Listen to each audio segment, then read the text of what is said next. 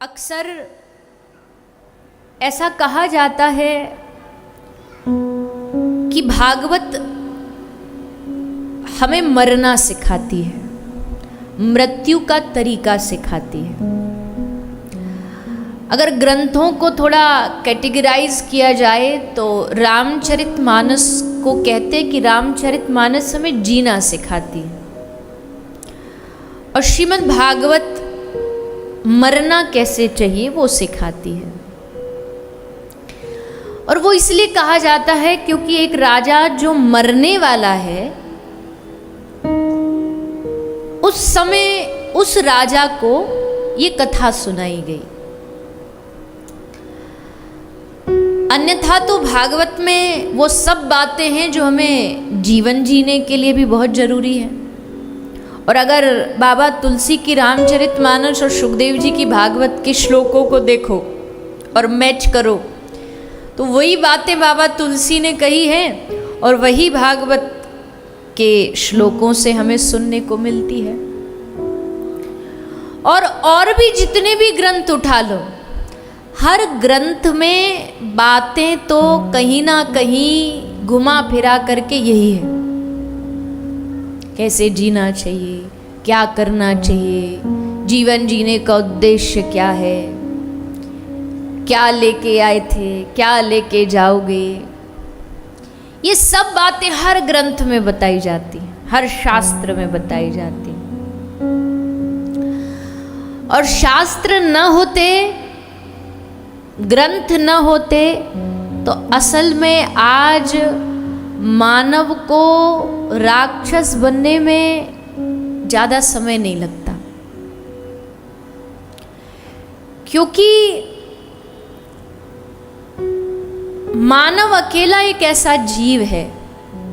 दुनिया में 84 लाख योनियां बताई जाती हैं, तो 83,999 को छोड़कर के अकेला मानव एक ऐसा जीव है, एक प्राणी है। 83,999 जो प्राणी है ना इस दुनिया में, योनियां जो हैं, उन किसी को भी ये नहीं बताना पड़ता कि तुम किस योनि में पैदा हो, तुमको उस योनि के नियम पालन करने पड़ेंगे। जैसे कुत्ता है, कुत्ता कुत्ते की तरह जन्म लेता है, कुत्ते जैसा व्यवहार करता है और कुत्ते जैसा ही मर जाता है। पक्षी पक्षी जैसा जन्म लेता, पक्षी जैसा व्यवहार करता, पक्षी जैसा मर जाता है।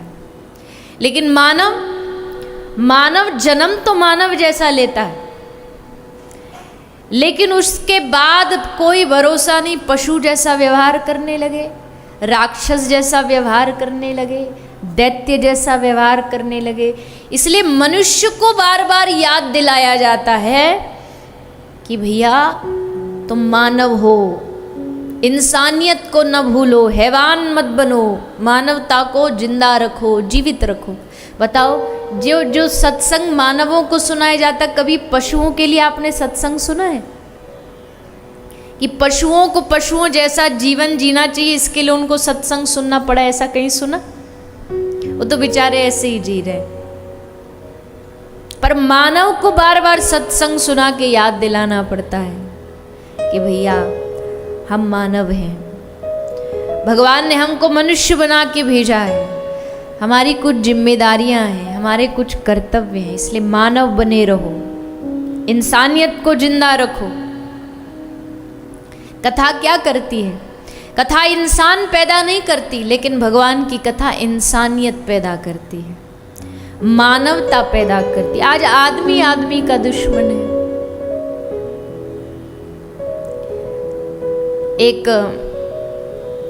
एक भिखारी किसी घर में मांगने गया, और मांग भी क्या रहा था?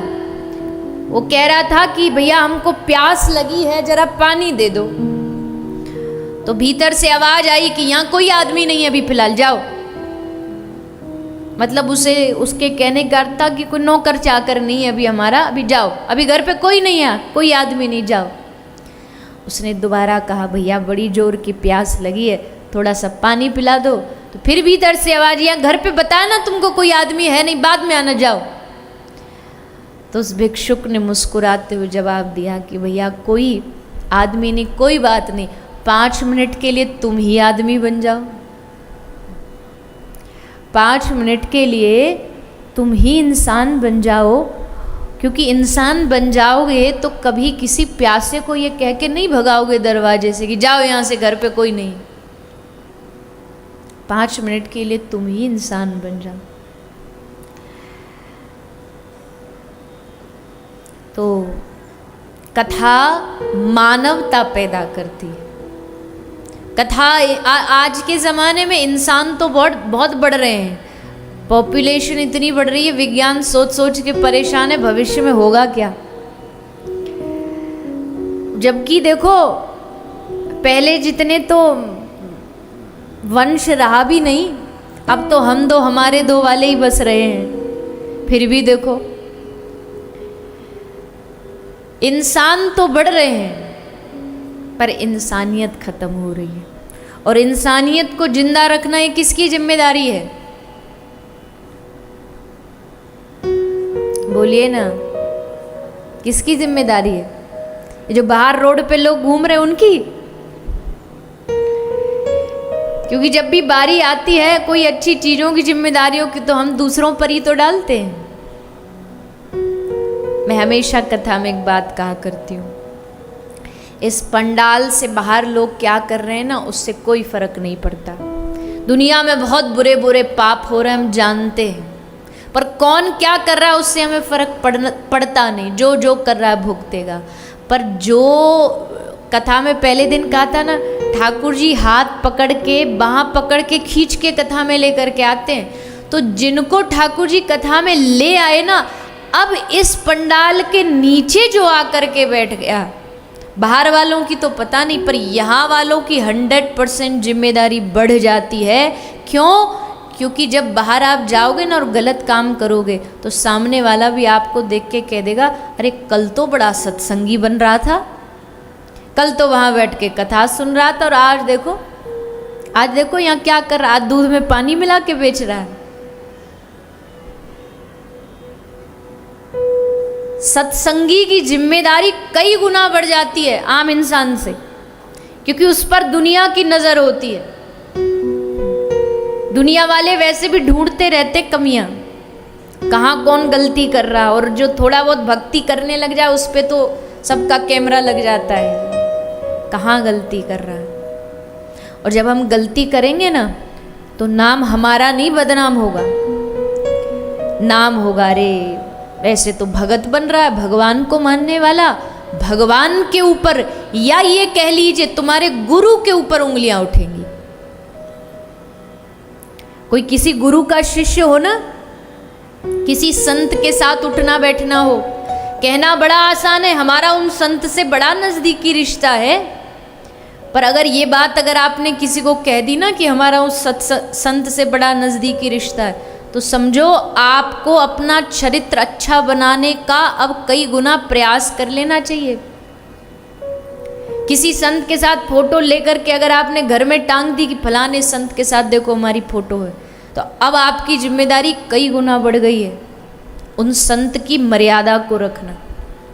ऐसे ही नहीं बग गए और आजकल जा कर के बस महाराज जी एक सेल्फी ले ले, संतों से ना तो राम राम, न राधे श्याम, न राम राम जी, न राधे राधे जी, बच जाती सेल्फी ले लें और फिर ले कर के उसको सब जगह दिखा देंगे, हम वहाँ गए, उनसे मिले। देखो ले लो, अब मना तो मेरे ना करने से थोड़ी आप मान जाओगे, वो तो करोगे तो मन की। पर चलो मैं ये बात भी कह दूं कि ठीक है, क्यों किसी चीज़ में बुराई देखना, अच्छा भाव है, रहता है कि हमारी याद रहेगी, कभी समय आए तो चित्र में देख सकते हैं, ले लो बुराई नहीं है। पर ले रहे हो तो उसके बाद अब सावधान हो जाओ। अब अगर कुछ गलत किया जीवन में तो उंगलियां उस साधु पर उठाई जाएगी। उस साधु का संग करता है, क्या तेरे गुरु ने तुझे इतना भी नहीं सिखाया? क्या उस संत ने जिसका तू इतना नजदीकी है कि जा जाके उनके साथ फोटो जब मन चाहे खिंचा लेता है, क्या उन्होंने तुमको इतना भी चरित्र जीवन जीना नहीं सिखाया? सावधानी बढ़ जाती है। तो ये कथा हमारे चरित्र का निर्माण करती है। जितना हम इस भगवान की कथा को श्रवण करते हैं, सुनते हैं, इस कथा से जुड़ते हैं, कथा उतना ही हमारे चरित्र का निर्माण करती है। और देखो, जो आज के युग में, जैसा मैंने कल कहा था, सुनना सबसे, श्रवण का जो इंद्रियां है हमारी सबसे तेज है। क्या सुन रहे हो, क्या देख रहे हो, घर में क्या चित्र लगाए हो, घर का चित्र तुम्हारे चरित्र को बता देता है। घर की जो एंट्री का गेट है उसका वातावरण देख के पता लग जाता है ये घर का मालिक कैसा है। अगर किसी भक्त के घर जाओगे तो सबसे पहले आंगन में क्या मिलेगा? तुलसी महारानी। हनुमान जी जब आए लंका में, क्यों नहीं जलाया विभीषण का घर? अरे भैया, ये जानते नहीं है अभी कुछ भी, पर देख रहे हैं कि ये घर थोड़ा सबसे अलग है। आंगन में तुलसी है, कहीं किसी भक्त का घर होगा तो राधे राधे लिखा होगा, और संसारी का घर लिखा होगा तो दरवाजे पे ही लिखा हो, कुत्तों से सावधान। पहले होता था ना, पहले तो अतिथि का सुस्वागतम, पता नहीं क्या क्या लिखता, अब कुत्तों से सावधान। और एक संसारी के घर का और लक्षण है, वो संसारी इतना डरा होता है ना कि हमारे घर को नजर नहीं लग जाए, इसके कारण घर के बाहर वो मुंह बना करके, वो काला सा पेंट करके, मटका को आंख नाक बना के उसको टांग देते हैं कि हमारे घर को नजर नहीं लग जाए। चाहे कोई काला वो टायर टांग देते हैं, कुछ ऐसी चीज टांग देते, टोना टोटका, बोले हमारे घर को नजर नहीं लगे। अब ऐसे लोग को जानते हो क्यों? ऐसे लोग को देख के ही समझ जाना चाहिए ये जो घर वाला है ना, इसको भगवान पे भरोसा नहीं, डरा हुआ है बेचारा, घबराया हुआ है, ग्रहों से, नक्षत्रों से नजर लग जाएगी, बुराई, इन सब चीज़ों से। और जिसको भरोसा हो जाए उसको दुनिया में, अरे हमारे ठाकुर जी पे जिसको विश्वास है, दुनिया का कोई ग्रह है, किसी में ताकत है जो भगवान कृष्ण के भक्त के ऊपर नजर उठा करके भी देख सके? किसी में दुनिया में ताकत नहीं है कृष्ण भक्त को नजर उठा के देख सके। तो हम क्यों घबराएं? जब हमारा मालिक इतना शक्तिशाली है तो हम क्यों डरें कि ये हमारा ये बिगाड़ देगा, वो हमारा? किसी से डरने की आवश्यकता नहीं, भगवान पे भरोसा रखो बस। तो घर का चित्र हमारा चरित्र बता देता है, घर के आंगन का व्यवहार बता देता है कि इस व्यक्ति का जीवन कैसा होगा।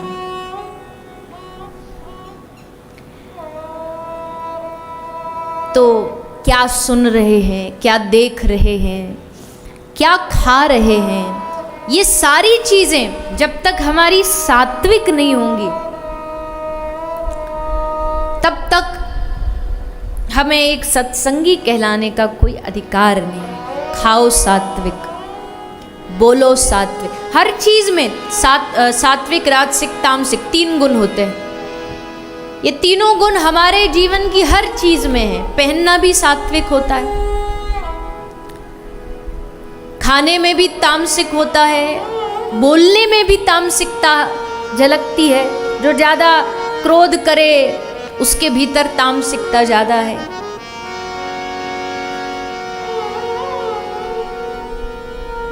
बोले क्रोध तो कौन नहीं करता दुनिया में, सब करते हैं।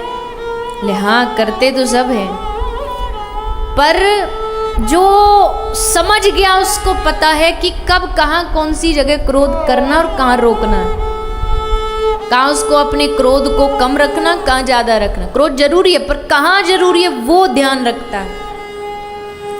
और संसार वाला उसको पता ही नहीं, जब मन चाहे वहीं गुस्सा, वहीं क्रोध।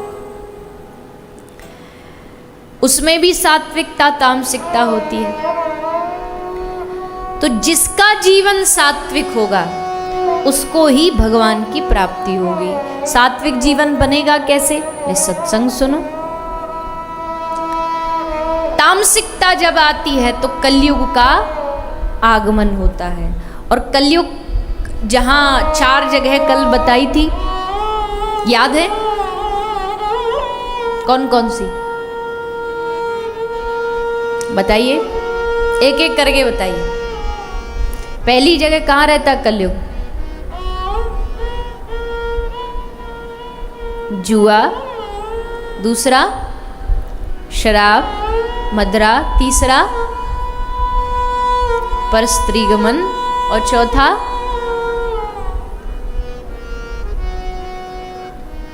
हिंसा।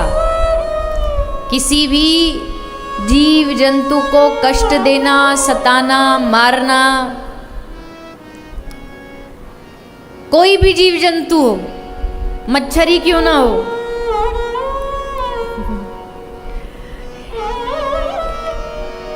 कि ये नहीं कथा सुन रहे मच्छर आया और जय सिया राम। ये भी हिंसा है। अब ये बेचारा सीधा साधा जीव है, वो केस नहीं कर सकता, नहीं तो इसी पे फांसी हो जाए, मर्डर का केस चार्ज लग जाए।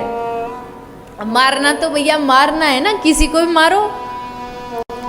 अब वो ने देखने में छोटा है इसलिए पता लगता नहीं, तो कहीं भी ये भी हिंसा है। किसी भी जीव को मेरे कारण कष्ट ना हो। महात्मा बुद्ध जब चलते तो जमीन पर नजरें, दृष्टि एकदम जमीन पर, कोई चींटी ना दब जाए, कोई कीड़ा ना आ जाए, मेरे कारण किसी को कष्ट ना हो जाए,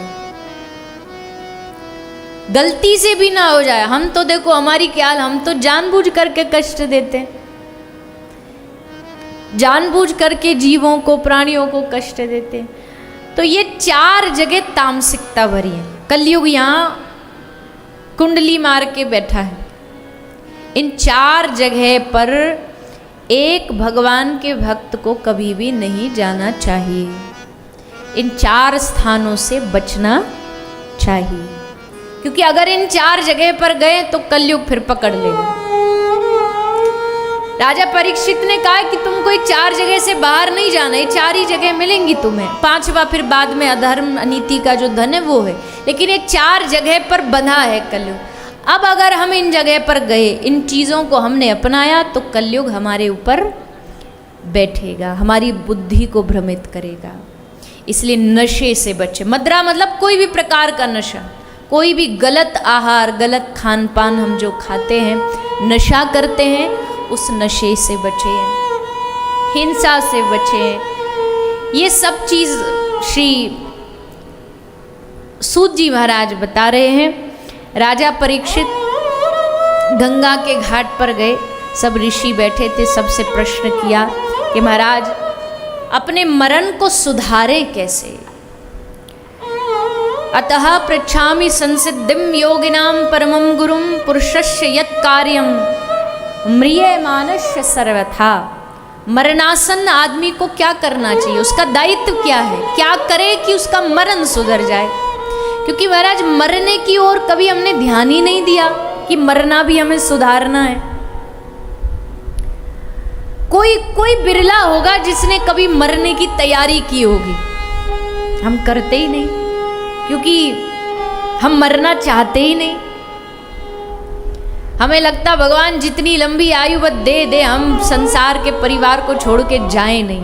पर जिस दिन अचानक से फिर मृत्यु आएगी, तो फिर मृत्यु देवी जब आकर के सर पे मंडराएगी, फिर हम हाथ जोड़ेंगे कि हमें मत लेकर के जाओ। क्यों? क्योंकि हमें पता है हम तैयार ही नहीं थे इसके लिए। मरने से सब जग डरे, मेरे मन आनंद, कब मरी हो कब भेटी हो पूरन परमानंद। मरने से किसको डर नहीं लगता, लेकिन एक साधु में और संसार वाले में यही फर्क है। साधु तैयारी के साथ रहता है। कभी भी मृत्यु आ जाए तो हम रोएंगे नहीं कि नहीं लेके जाओ, नहीं लेके जाओ, वो तैयार है। कभी भी बुलावा आ जाएगा तो हम तैयारी के साथ रहेंगे कि हमने अपने जीवन में उतना कर्म अच्छा किया है कि भगवान को जाकर के हम अपना चेहरा दिखा सकें। देखो, जब मृत्यु के उपरांत भगवान के पास जाएंगे ना, तो हमसे 2 प्रश्न किए जाएंगे। और ये मत पूछना कि तुमको कैसे पता हो के आ गए हो क्या। नहीं, हो के तो नहीं आए अभी, पर ऐसा सुना पढ़ा है तो सो बता रहे कि जब मरने के बाद भगवान के पास जाएंगे तो भगवान हमसे 2 प्रश्न करेंगे और उन 2 प्रश्नों पर ही हमारा फेल और पास होना डिपेंड करता है, उसी पे निर्भर है। और दोनों जो ईच क्वेश्चन जो है वो 50-50 नंबर का है। दोनों का जब आंसर यस में होगा तब टोटल 100% मिलेगा और तब पास होगा। 100 मार्क्स लाना ज़रूरी है पास होने के लिए वहाँ। तो बताइए 2 प्रश्न कौन से। पहला प्रश्न जब भगवान के पास जाएंगे तो हमसे पूछा जाएगा, भगवान पूछेंगे, मैंने तुझको दुनिया में भेजा, मनुष्य बनाया, देव योनि, देवता जिसके लिए तरसते वो मानव बना के दुनिया में तुझे भेजा, जितना तुझे जीवन दिया, क्या तू उतने जीवन में खुद आनंद में जिया? तूने अपना जीवन आनंद में, खुशी से, बढ़िया मौज से, आनंद में तूने जीवन जिया? अब सोचो, उत्तर आप सोचो, अपना अपना सबका अलग अलग उत्तर होगा। बताओ मत पर सोच लो क्या क्या उत्तर होगा। आंसर यस होगा कि नो होगा? अगर यस होगा तो 50 नंबर मिल गए, लेकिन अब 50 पर पूरा खेल डिपेंड करता है। और अगला जो प्रश्न होगा वो क्या होगा? अगर आपने ये कहा कि हाँ मैंने अपना जीवन बड़े आनंद से जिया, तो अगला प्रश्न ये होगा कि जो तूने जीवन आनंद तुझे मिला, क्या तूने उस आनंद को दूसरे लोगों में बांटा? दुनिया में जीवों को, दूसरे लोगों को, प्राणियों को क्या वो खुशी, वो आनंद तूने बांटा? अगर इसका उत्तर भी हाँ में ही आया तब 100 नंबर और पास, और अगर नहीं तो फिर धरती पे फेंक दिए जाएंगे, जाओ वापस, दोबारा घूमो, चक्कर लगाओ, अब फिर से तैयारी करो इस 2 प्रश्नों की। तो ये 2 प्रश्नों की तैयारी सबकी रहनी चाहिए पहले से ही, फिर मत कहना बताया नहीं था। भगवान के पास जाके बहाना भी नहीं कर सकते हमको पता नहीं था, अब तो पता है। भगवान पूछेंगे कितना जीवन में आनंद। आनंद का मतलब ये नहीं है कि जीवन में प्रभु हमारे तो दुख तो आएंगे ही आएंगे, दुखों के बगैर किसी का जीवन आज तक चला नहीं।